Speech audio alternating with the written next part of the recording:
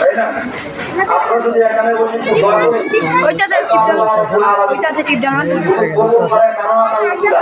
তাদেরকে ফসলা করে তাদেরকে কণ্ঠ করে আমাদের আল্লাহ মাফ করতে পারেন। জীবিত এবং মৃত আল্লাহ যেন যারা চলে গেছেন তাদের কবরটাকে জান্নাতের উচ্চ মাকাম দান করেন। আর ফ্যামিলির বাবা এবং মা প্রত্যেকটা মানুষকে যেন ধৈর্য ধারণ করেন।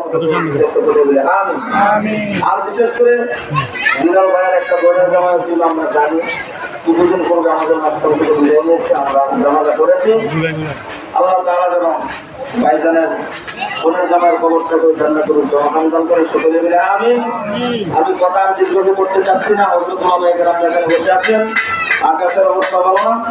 আল্লাহ তাআলা আমাদের সকলকে আজকের এই অনুষ্ঠানকে, আজকের এই দোয়া মাহফিলকে দিনের জন্য কবুল মঞ্জুর করুন সকলে বলে আমিন।